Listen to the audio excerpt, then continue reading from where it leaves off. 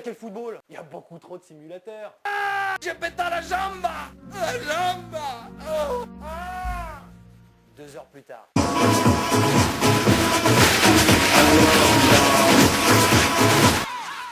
Je peux plus saquer les entraîneurs français. Oh là là.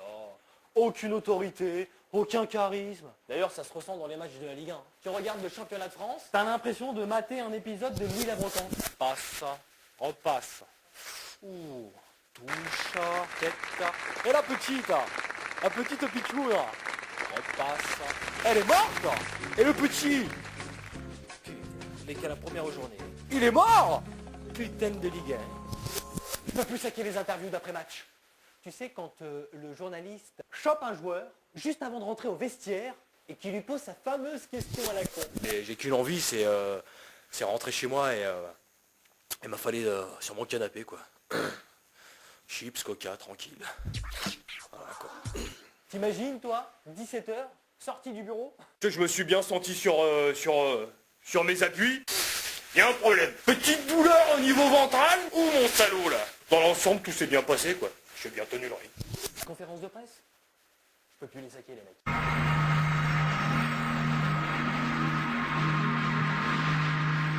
Il faut prendre les matchs les uns après les autres.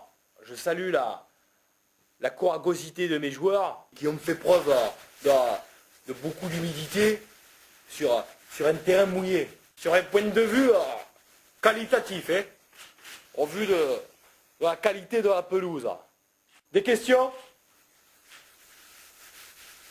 Très bien. Merci. Je peux plus saquer et entendre Christophe Dugarry donner des conseils à des attaquants le dimanche soir sur Canal+. Tu vois, c'est à ce moment-là que je me dis que Franck Ribéry sera peut-être un jour prof de français. Ou pas. Le Touquet, c'est une ville que j'aime bien venir. Ouais. Inconsciemment, faut pas s'endormir. Oh, je vous rassure, il n'y a pas que Francky qui est touché. Ah bah non. Les femmes de joueurs aussi en tiennent une couche. Putain, le mien, cette année, il en est à 48. Et toi, Brenda, il est toujours à 30? Bah non, il a fait doubler ce week-end. Ça fait 32.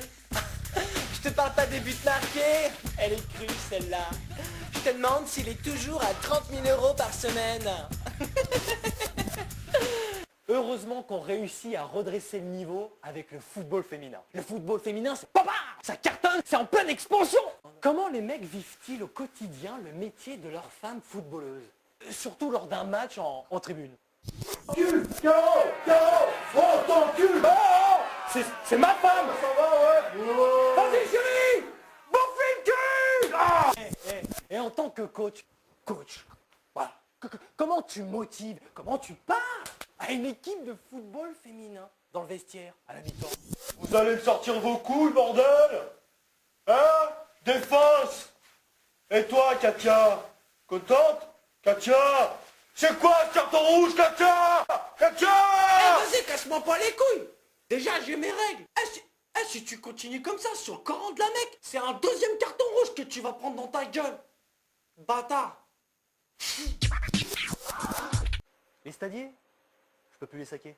Bonsoir et bienvenue dans Enquête exclusivement mytho. Drogue, violence, prostitution, ils sont aux avant-gardes lorsque ça castagne.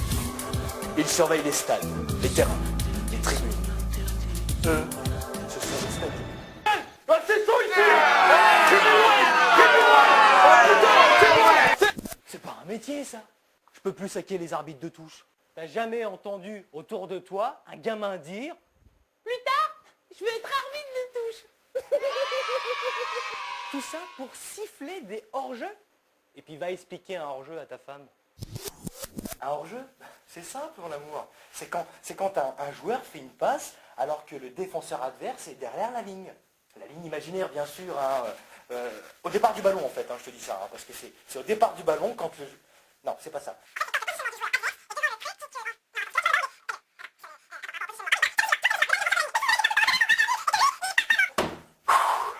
Ta gueule. C'est pas le football que je peux plus saquer, mais les footballeurs.